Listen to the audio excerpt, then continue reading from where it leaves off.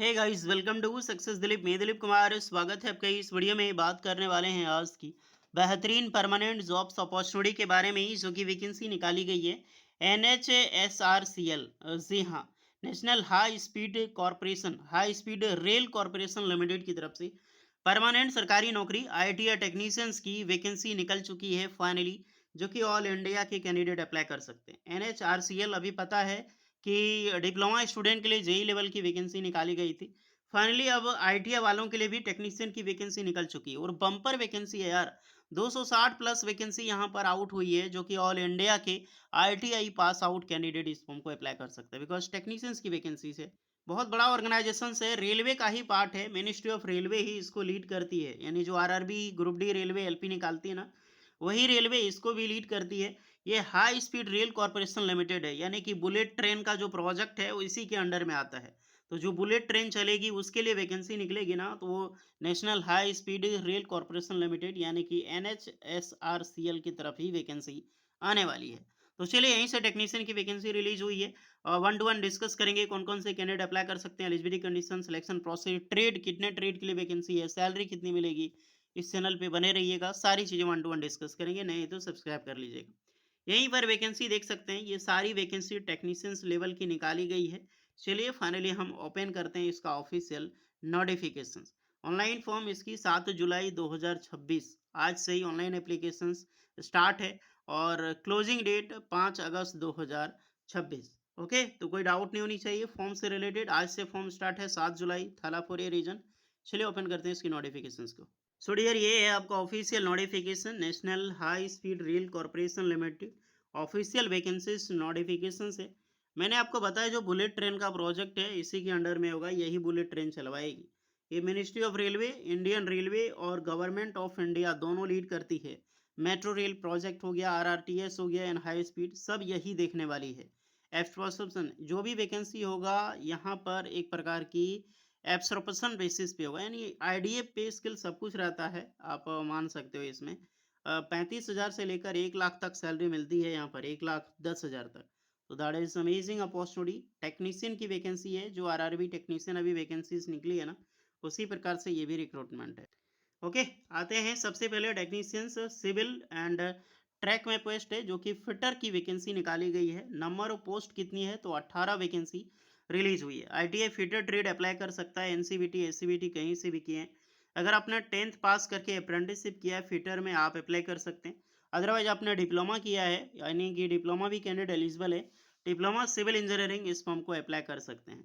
Next है technicians में mechanic की पोस्ट है, तो इसमें भी 16 वैकेंसी। आईटीआई मैकेनिक के ट्रेड वाले स्टूडेंट एलिजिबल हैं यहाँ पर अप्लाई करने के लिए, एनसीवीटी एससीवीटी दोनों, या तो 10th पास प्लस 1 ईयर का अप्रेंटिसशिप मैकेनिकल में, नहीं तो डिप्लोमा सिविल इंजीनियरिंग इस फॉर्म को अप्लाई कर सकते हैं। मैकेनिक वही आपका फिटर ही जाएगा, ऑलमोस्ट फिटर मशीनिस्ट। टेक्नीशियन में ड्राफ्टमैन की वैकेंसी है, तो ITI draftman trade, electrical mechanical civil वगैरह, ड्राफ्ट मैकेनिकल सिविल दोनों अप्लाई कर सकते हैं, या तो डिप्लोमा सिविल। नहीं तो सर्वेयर में पोस्ट है सिविल ट्रैक में टेक्नीशियंस की, तो आईटीआई सर्वेयर ट्रेड या फिर डिप्लोमा सिविल वाले यहाँ पर एलिजिबल होंगे। इलेक्ट्रिशियंस की वैकेंसी है डिप्लोमा के लिए electrical engineering, but diploma civil की डिमांड की जा रही है बार बार। लेकिन यहाँ पर आईटीआई इलेक्ट्रिशियन ट्रेड इस फॉर्म को अप्लाई कर सकते हैं, NCVT SCVT, diploma civil eligible है। वेल्डर है, तो आईटीआई वेल्डर ट्रेड और डिप्लोमा सिविल। टेक्नीशियन सिविल में प्लम्बर है, तो ITI plumber plus diploma civil engineering apply कर सकते हैं। नेक्स्ट है पेंटर के लिए 2 वैकेंसी, आईटीआई पेंटर एलिजिबल है। और यहाँ पर क्या है कि 10th पास प्लस आईटीआई के candidate, vacancy painter and diploma civil.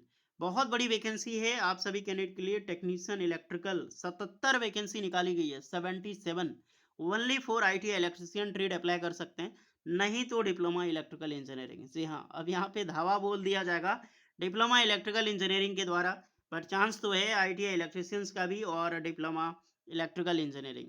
Okay, दोनों अप्लाई कीजिएगा आईटीआई इलेक्ट्रिशियन, मजा आएगा। 77 वैकेंसी बहुत होती है। सिर्फ यही नहीं, एक और वैकेंसी आपको बताने वाला हूँ। एसएनटी टेक्नीशियन में 63 पोस्ट पर वैकेंसी है, जहां पर all India ITI pass out electrical यानी कि इलेक्ट्रिशियंस या फिर इलेक्ट्रॉनिक मैकेनिक, कोपा के कैंडिडेट भी इस फॉर्म को यहाँ पर अप्लाई कर सकता है, एनसीवीटी एससीवीटी दोनों। नहीं तो diploma electrical, electronic communication, electronic computer, CS and IT की कैंडिडेट बेशक एलिजिबल है। तो मस्त वैकेंसी है इलेक्ट्रिशियंस के लिए, यहाँ पर भी मौका मिला 77 और यहाँ पर भी 63 पोस्ट है। ऊपर आपने देखा 8 पोस्ट पर वैकेंसी है ही। टेक्नीशियन रोलिंग स्टॉक फिटर में 10 वैकेंसी, आईटीआई फिटर नहीं तो डिप्लोमा मैकेनिकल इंजीनियरिंग।